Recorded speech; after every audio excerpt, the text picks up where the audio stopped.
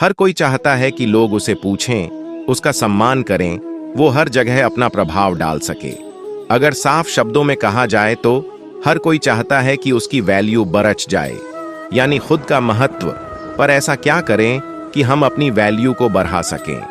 अगर आप चाहते हैं कि आपकी वैल्यू बरच जाए तो इस पोस्ट में आप अपनी वैल्यू बढ़ाने का बेस्ट टिप्स को जानेंगे। यहाँ मैं ऐसे 3 पॉइंट्स बता रहा हूँ जिनको जानने के बाद आप अपनी वैल्यू को बढ़ा पाएंगे।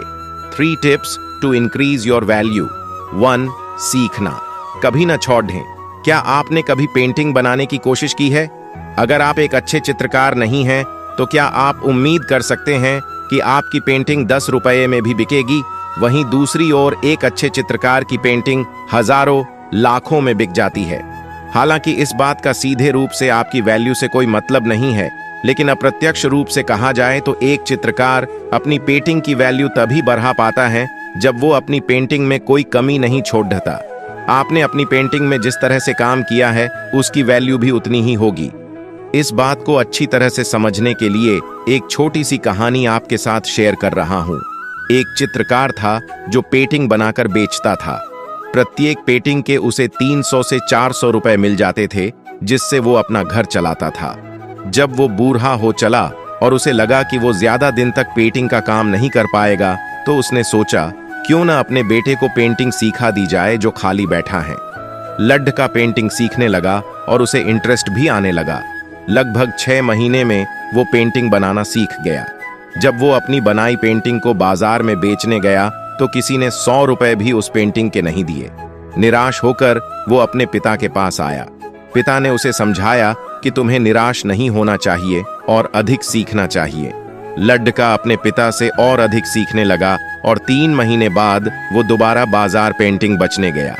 इस बार उसकी पेंटिंग 200 रुपये में बिक गई। लड्ढ का बहुत खुश हुआ। अब हर रोज वो पेंटिंग बनाकर जाता और 200 से 250 रुपए में बेच देता।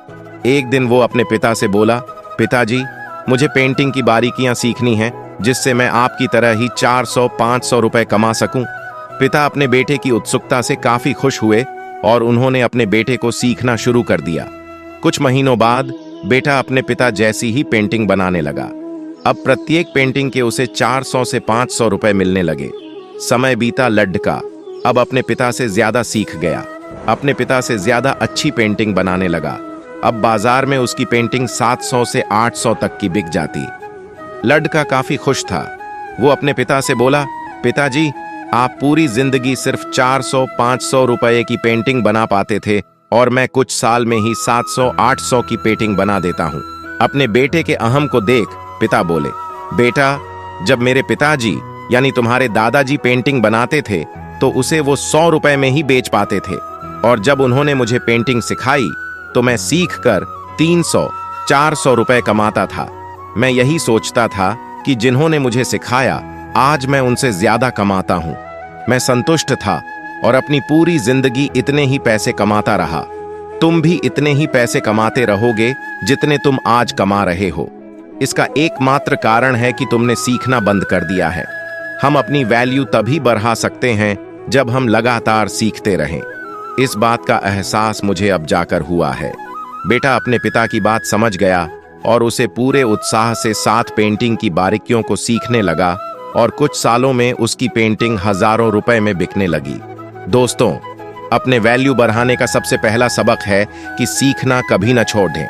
याद रखें, आपकी कमाई और आपका सम्मान कभी भी आपकी पर्सनालिटी से ऊंचा नहीं जा सकता। दोस्तों, यह कड्डी व सच है, आप अपनी औकात से ज्यादा नहीं कमा सकते, चाहे वो पैसा कमाने की बात हो या सम्मान कमाने की। आप अपनी वैल्यू तभी बढ़ा सकते हैं जब आप सीखते रहें। दोस्तों, समझदार लोग कहते हैं, ज्ञान जहां से भी मिले ले लेना चाहिए। सीखना आपका सबसे बड़ा धन है। किताबें आपको वो सिखा सकती हैं जो पहले आप नहीं जानते थे, और जब आप जानते जाते हैं तो आप अपनी वैल्यू बढ़ाते जाते हैं। 2. छोड़ना भी सीखे। अपनी वैल्यू बढ़ाने के लिए आपको छोड़ना भी आना चाहिए। जैसे आपको अपनी वो आदत छोड़नी चाहिए जो आपके स्वास्थ्य के लिए अच्छी नहीं है। यदि आप बीमार हैं, थके हुए हैं, तो लोग आपसे हमदर्दी कर सकते हैं, पर आप अपना प्रभाव नहीं बढ़ा सकते, आप अपनी वैल्यू नहीं बढ़ा सकते। यदि आप अपनी वैल्यू बढ़ाना चाहते हैं तो आपको बेचारा बनना छोड़ना होगा। अक्सर लोग अपने दुखों का रोना रोते हैं और उम्मीद करते हैं कि सामने वाला उनके दुखों में शामिल हो और उन्हें समझे।